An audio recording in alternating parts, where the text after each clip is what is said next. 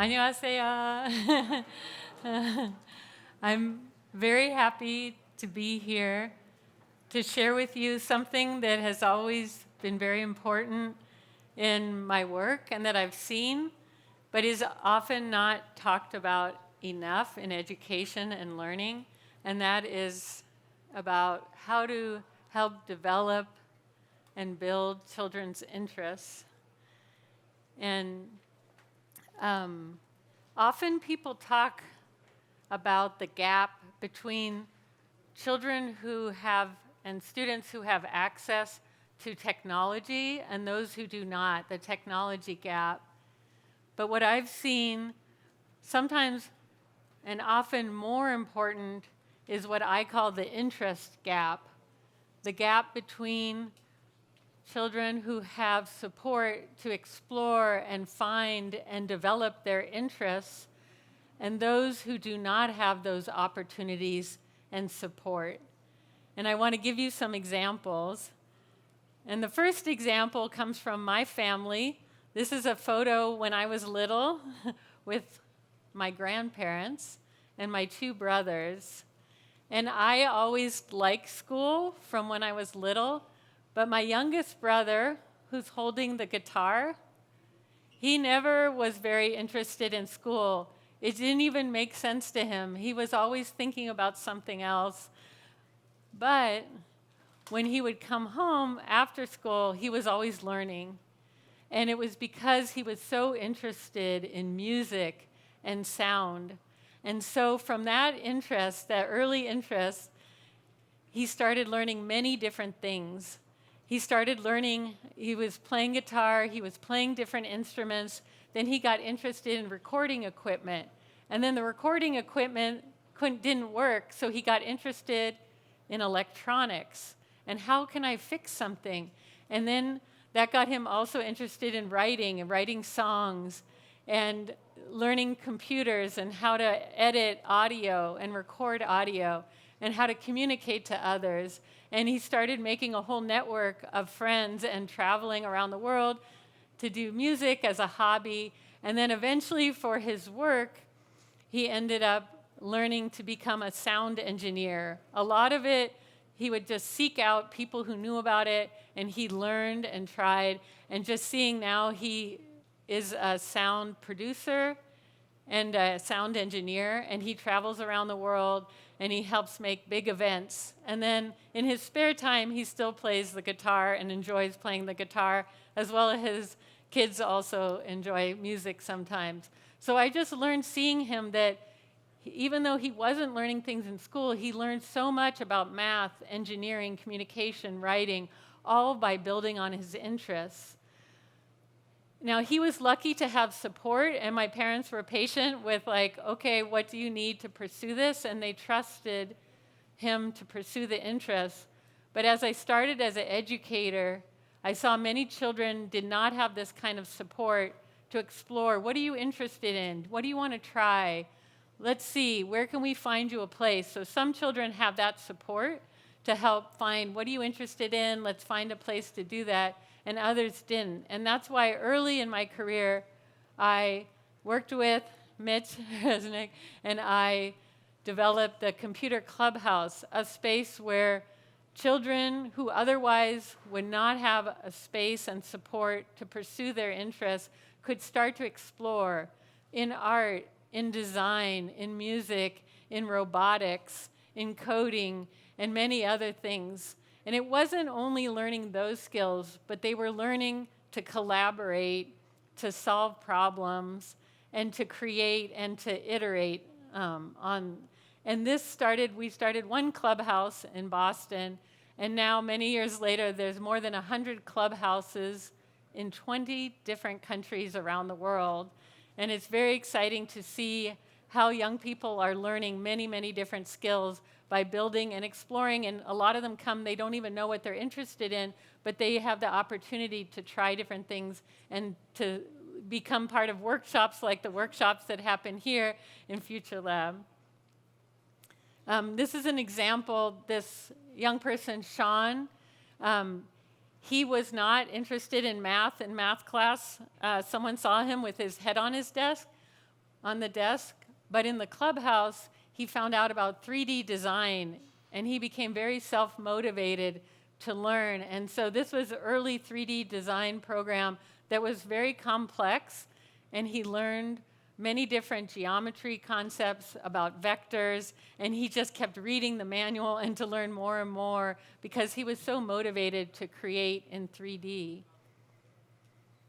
And through our work in the clubhouse and elsewhere, as you may have heard, we developed these 4 Ps that we call 4 Ps of creative learning as a way to summarize the kind of learning experiences, creative learning experience, by providing opportunities for young people to create projects based on their passions, their interests, their ideas, along with peers to collaborate, and in a playful spirit. And we mean creating an environment where they're free to try different things, experiment, and learn, and having a safe environment for trying things. Like I just saw in the Future Lab with the children and young people experimenting to make things physically and digitally.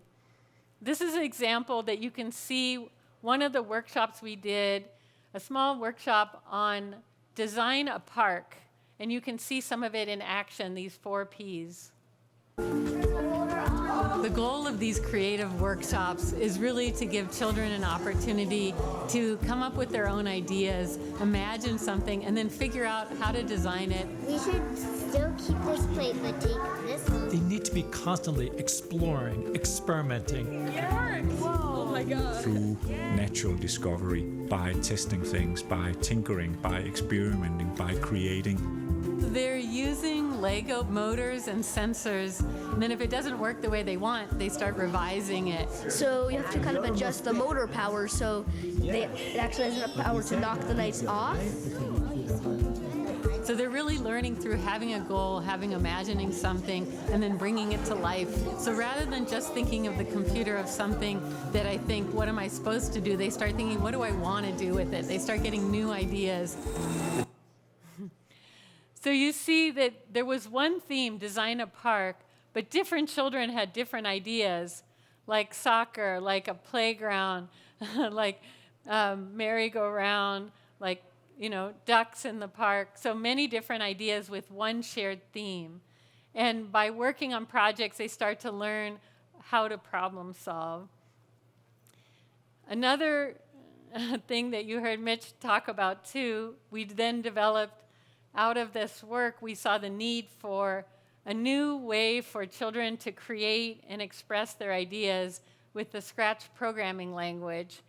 And it was really also designed with these 4 Ps in mind, including children being able to create things based on their own ideas and interests. And if you go to the Scratch homepage, every day you will see new projects that children create and many different interests: art, animation, stories, science simulations, and giving thanks, many different things that they create for themselves and for others. And in the process, again, they're learning many different types of skills. And the way that we teach it, we don't say we're teaching you Scratch today. Instead, we say, what do you want to create? Do you want to make a game? Do you want to make music? Do you want to tell a story? And it's through that, then they start to learn coding and other skills, but it's by creating a project where they have an idea and they want to bring it to life. An example is, this is just one girl out of millions on the Scratch website, but early on she started, this was her first project, a dress-up game, and she made this, and she said, it's a simple game, my first game, and you click to make things happen. So it was very simple code, just 2 blocks. When you click, it would go and it would change the backdrop and change what she was wearing. From there, only a few months later, she made this virtual pig, and you could give it water, you could give it food, you could wash it. And if you look at the coding, it's actually much more complex, and just a few months later, she was learning by looking at what other people were doing, and she said it was being able to try things and see what happened and look inside and see what other people did. So she's using variables and a lot of other things to make something that she cares about, a virtual pig. This is another project that she made, and this was a virtual town, and it has its own money, and you can go and you can explore and buy things, and she was keeping track using variables to keep track. But again, it was because it was something she wanted to make. And if you looked at her projects, just within, a year and a half, she was creating many different types of projects, sharing them with others, getting feedback from the community. Later, she made it even more, advanced, like dress-up games, more advanced virtual pet. And I had remembered seeing this in the community, but then many, many years later, 2 years ago, we received an email from her. She wrote to us at MIT, and she said, "I'm from Singapore. I joined Scratch when I was, I think, 11 years old. The things I learned from the platform and interacting with the community were really a vital part of my learning growing up. And I'm immensely grateful for the skills that Scratch has helped me develop in my childhood." She said, "The skills, creative thinking, effective communication, critical analysis, iterative design are relevant to my career in architecture. In addition, applying the programming skills I have learned using 3D software has helped me explore architectural geometry at another level. Thank you for providing a platform for kids to learn and express their creativity in a safe community." Wow, from the little dress-up game, then to hear from, and we love to receive these, we often will hear from children telling us, now this is what I'm doing, many different paths. And for her, it was architecture. And I asked, can we see, what are you working on? And this was an example of this programming software and architecture that she used, that she continues to use. And this was an example of something that she created, a 3D structure, and then made it, in the world as part of her architecture degree. And she's continuing to do work on this. So just to see, again, something, it wasn't that we told her to do architecture, but just being able to follow her interests over time, she built and developed her skills. And another that Mitch mentioned too, like another project where we're really trying to develop new opportunities for children to create and express their ideas is this Octoplay project that I'm leading in collaboration with Future Lab and with other educational partners around the world. And it's to how can we use mobile phones and mobile devices for children to not just watch things, but be able to create and explore and learn. And so I just came from a workshop down in Future Lab, and it was really exciting to see how young people, they each had their own idea of what they wanted to create. And I'll just show you maybe the app in action, just a little video to get more of a sense of what is this Octoplay. It's still in development, and we're learning, like even today I saw things, okay, and I asked the children, what's your suggestion that will help us improve it? See if I can get it to play.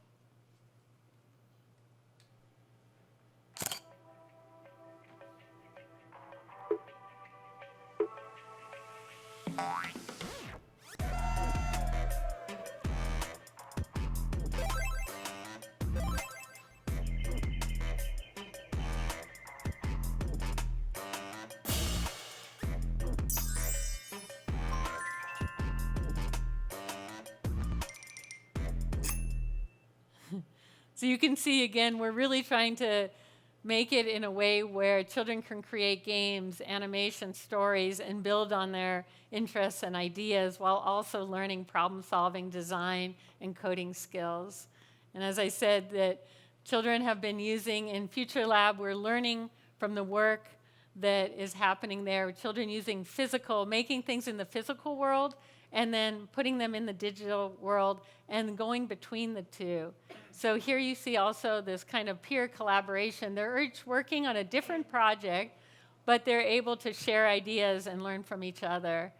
And this is an example I learned from the Future Lab staff this girl, she first made a very simple project, but then she saw that they could make a physical environment for her creature. She had made a creature, and then she was motivated to cut out and make a room and a space, a little home for her creature.